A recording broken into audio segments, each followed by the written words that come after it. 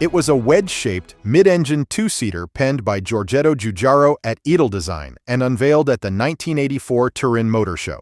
Unlike many glass-and-gloss show queens, Maya was conceived as a genuinely buildable sports car for the US, with PDEvolution targeting about 50 cars per day. Hence, practical touches like a targa top, a remarkably slippery 0.28 drag coefficient, and a US-friendly soft-nose deformable bumper. Under the deck sat a mid-mounted 3-liter V6. The first prototype reportedly ran a modest 140 horsepower placeholder, but the real dream was a Yamaha co-developed 4-valve 3.0 V6 making around 250 horsepower driving the rear wheels through a 5-speed manual. Inside, the steering wheel carried a futuristic disc of push buttons, a very 80s answer to "How many stalks do we need?" Ford liked the idea enough to commission sequels in 1985. The smoother-surfaced Maya 2 ES and the Maya 2 EM, a fully running mule with its V6 spun longitudinally for road testing and shipped off to Dearborn that July.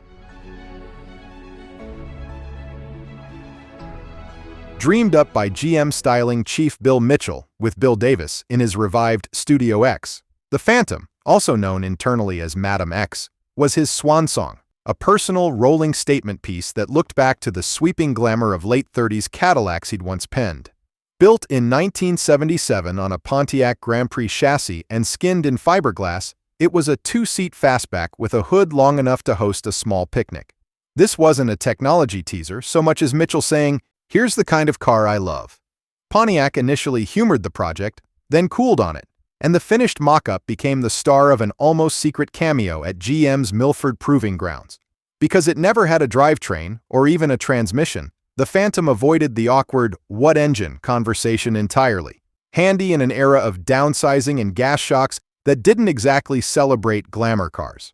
Mitchell retired that same year, having left GM an indelible parting love letter in glossy black.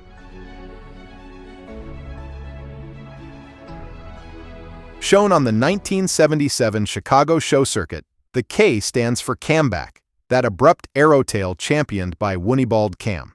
Styling work was led in GM's studio under executive David R. Halls with designer Jerry Brockstein, who replaced a conventional tailgate with gull-wing-style side hatches and a fixed rear window, perfect for sliding in luggage, guitars, or a very patient golden retriever. Bill Mitchell greenlit 2 running, steel-bodied prototypes, and Pininfarina and Turin built them. Under the skin, the wagons used stock Trans Am hardware. The public loved it. Hot Rod even noted the flood of "please build this" chatter at Chicago. But when accountants priced limited production, after eye-watering Pininfarina conversion costs, enthusiasm met spreadsheets and lost. The silver car got its TV moment in March 1979 on the Rockford Files, gliding across the screen like a bandit that discovered cargo capacity. Of the two, the gold example was reportedly destroyed. The silver survivor has popped up at auction. R.M. Sotheby's recorded a sale at $154,000. Before Ricardo Montalban made Corinthian leather a household phrase, Chrysler flirted with pure gold, literally, in the 1970 Cordoba De Oro, a gleaming wedge unveiled at the Chicago Auto Show and penned by design chief Elwood Engel. Think full-size glamour shot for Chrysler's new fuselage era, long, low, and dramatic, the kind of car that looks parked even when it's moving, and vice versa. The showpiece's party tricks were wonderfully audacious. A cantileverade roof with no A-pillars, an automatic rear spoiler that popped up at speed, and experimental headlamps tucked horizontally into the grille, all draped over Chrysler's 124-inch wheelbase. Period reports say the De Oro was a non-runner, no engine, no drivetrain, yet it still boasted future tech flourishes like a proposed airspeed brake, a prototype airbag, and gold leather to match its iridescent bronze gold exterior.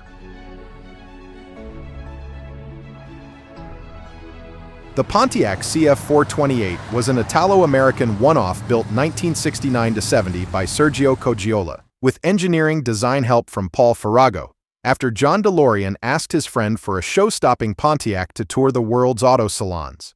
The CF is literally Coggiola plus Farrago, while 428 nods to the big Pontiac V8 under that endless hood.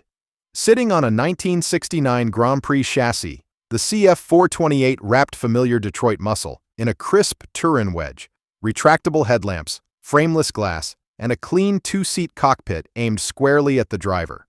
Unlike many push-it-on, push-it-off dream cars, the CF428 has lived a very real life. Ferrago's nephew, Frank Campanale, has kept it remarkably original, and the car still turns concours judges into teenagers. See its appearance at the 2017 Pebble Beach class American Dream Cars of the 1960s, where it fit right in despite the Pontiac badge. The Cougar 2 was a candy apple red two-seat fastback concept penned under design chief Gene Bordenat as Ford's sleek GT answer to the Corvette Stingray. Under the pretty face was very real hardware, a fiberglass body draped over a Shelby Cobra chassis, with period sources split on whether it ran Ford's high-performance 260 V8 or a later 289. Either way, plenty of small block thunder to match those pop-up headlights. Ford even bragged about 170-mile-per-hour engineering potential, helped by details like a brushed metal roof panel and an unusual pressure relief panel across the rear of the cabin so the fixed backlight wouldn't pop out at very high speed. The Golden Sahara 2 was Jim Street Skonczak's and George Barris's over-the-top sequel to their first Golden Sahara, born from Barris's wrecked 1953 Lincoln Capri and reworked into a rolling space-age lounge by the mid-50s. Beneath the gold trim and glassy canopy, the two packed party tricks decades ahead of showroom tech.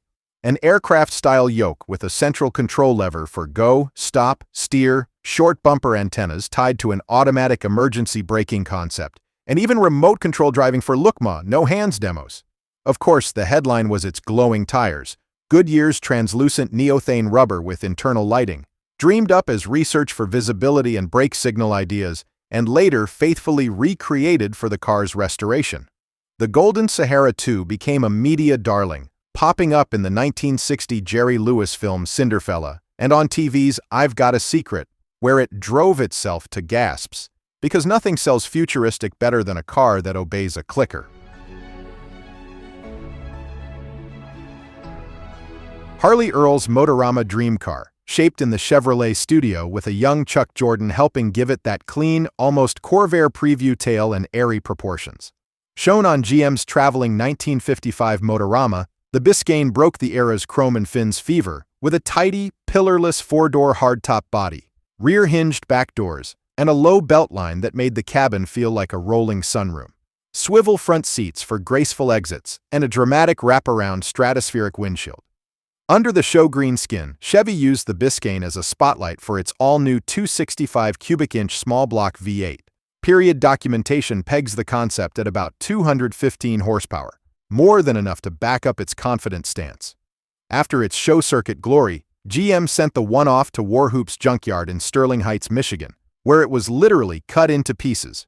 Years later, concept car savior Joe Bortz and his son tracked the fragments down and bought the lot, launching an archaeological restoration that required fabricating a new ladder frame from GM drawings and recreating intricate door latches that anchor into the rockers. With time, budget, and stubborn optimism, the Biscayne was reborn and took a bow at top concours, proof that even dismembered Motorama stars can stage a comeback. The Studebaker Ice Princess XF58 isn't a factory prototype from the jet age at all, but a one-off custom completed in 1987 by builder Richard Fletcher, deliberately styled as the kind of wild Motorama-era showpiece Studebaker never actually built. Under that glacially blue paint is a mashup of period DNA. A 1950 Studebaker Champion bullet nose front end stretched into a 20-foot fantasy with dual front axles, towering tail fins a la late 50s GM, and a twin bubble-top canopy for maximum sci-fi drama. Power: a Cadillac 500 V8 and an automatic hide beneath the theater, because even make-believe needs torque.